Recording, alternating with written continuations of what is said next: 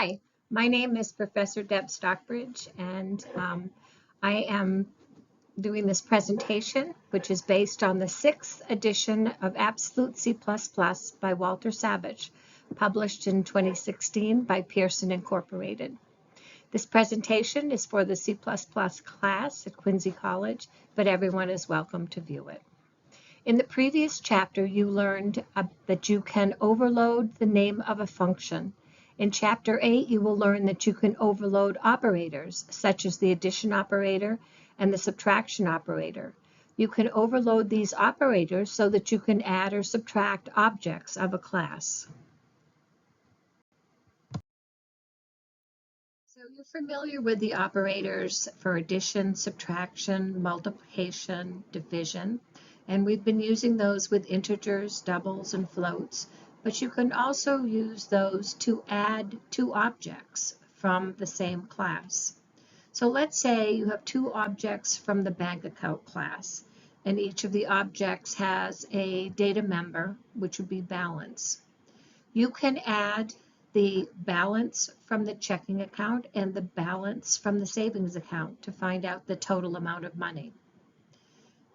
So this shows the line that says const bank account operator plus. That's how you would have the header. This would be the header file for the definition of overloading the plus operator. So you put const in front of it because you don't want anything changed. Then the name of the class that both of the objects belong to, which is bank account. And then you use the word operator and then the symbol for the operator, which in this case is plus.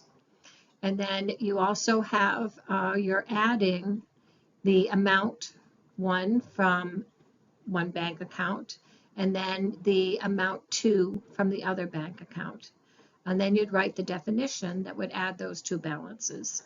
So the overloaded plus operator is a non-member function, meaning it's a standalone function outside of the class. That function that operator can access the class data members through the accessor and mutator functions that are members of that class. I will be creating a separate video for display 8.1, which shows how the overloaded operator can work. Another operator that can be overloaded is the equality operator. The equality operator will check to see if two objects are the same. The overloaded equality operator is a non-member function, meaning it is a standalone function defined outside of the class. To declare it, in this case, the equality operator is going to yield either a true or a false, which is a bool data type. So you start with bool, and then you use the word operator, and then the equality symbol, which is the two column assignment operators, and then you're going to be adding two objects. So object one is amount one from the money class, and object two is amount two from the money class. Below that is the full definition of that. It has the header file, and then what it's going to return is it checks if the amount one get dollars is the same as the amount two get dollars, and the amount one dot get cents is the same as amount two dot get cents. It'll return true or false. So the overloaded equality operator returns the result of either true or false. Functions can return a class object. I know so far we've just been able to see it return one amount or one single thing. Now we're able to return a whole object, and that object would have data members and functions. So an example of a return statement for the overloaded plus operator would be return, and it's returning an object from the money class, and it has final dollars and final cents, which that was figured out in that program. So it's basically returning an anonymous object back to the main function. This object is a const object because you do not want that object to be changed. What we've seen so far were binary operators like addition, subtraction, multiplication, and division. You can also overload unary operators. So like the plus plus, minus minus, which would add 1 or subtract 1 from something.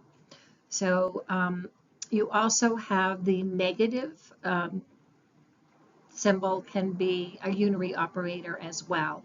The example minus 5. And then the post increment operator would be count plus plus, and the post decrement operator, which would be count minus minus. Those can also be overloaded. So in the example, gives the function prototype for the operator, the unary operator, which is the minus sign. So we have const in front of it, then the name of the class, which is money, the word operator, and then the minus sign. And because there's only one argument, when you have a negative, like a negative 5, there's just one argument, which is const money and the address of the object, which the placeholder is amount. The definition is below that.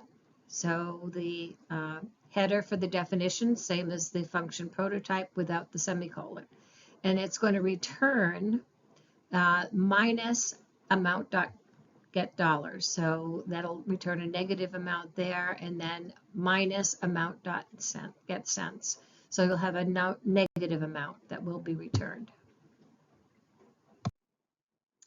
This slide shows an example of the code that could be used within the main function if we're working with the money class. The first line shows that you create an object from the money class called amount1, and it's assigning a value. Now the money class might just have to do with dollars, let's say. So it's amount1 is set at $10. Amount2 is set at $6. Amount3 is going to be calling the default constructor, which might set amount to 0. And then we've overloaded the binary minus sign for subtraction. So you can take what is in amount 1 and subtract it from amount 2 and assign it to amount 3. And then you can output that value. Then you can also, where we use the unary minus sign, you can make that a negative amount and then output what that is. Previously, all of the overloaded operators were standalone functions, so they were declared totally outside of the class. Overloaded operators can be members of a class also. When they're a member function, they have one less parameter. This is because the other parameter is the calling object of the class. So in the example for defining the plus operator as a member of the class, would only have one operator, one argument, excuse me. So we have const money, we're doing the binary operator, which is the plus one, and we only have one argument because the other argument is a member of the class. There are a couple of rules to note about constant functions. So constant functions are not allowed to change the class data members. The constant objects can only call constant member functions. And if a member function is not going to change any of the values in the class data members, then it should be made a const function. This is an example of when you would not want to make a function a const function. And that's for input, because the input function is probably changing the data members, and that's what you want it to do of your class. You could, for output, make it a const function because you're not going to be changing anything with you're just outputting the values. In the previous example of overloaded operators, they were defined outside of the class. We'll now consider making the overloaded operator friends. So we had overloaded the plus operator as a non-member function, meaning it's a standalone function outside of the class. It can access the class data members through the accessor and mutator functions that are members of the class. This is correct, but it's very inefficient. A better way is to make the overloaded operators, make them friend functions of the class. A friend function is not a member of the class, but it has access to the class data members. The keyword friend is placed in front of the function declaration and specified in the class definition, even though they are not member functions. Per se, they're friend functions. Friends can be directly accessed. They can access the private class data, making them more efficient, even though it's not a member of a class. Classes can be friends as well. So you can have class A is a friend of class B.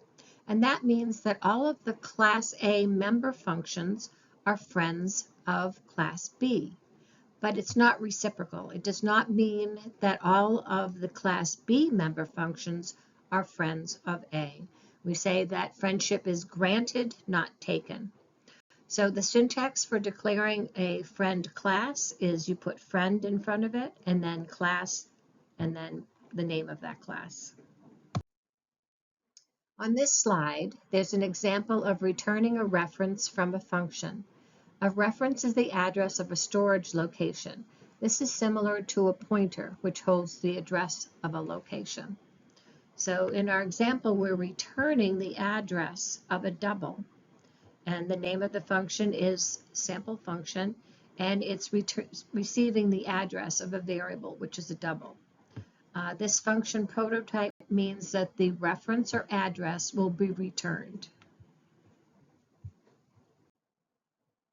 Overloading the extraction and insertion operators is very useful. It allows you to either output an object or accept data for an object.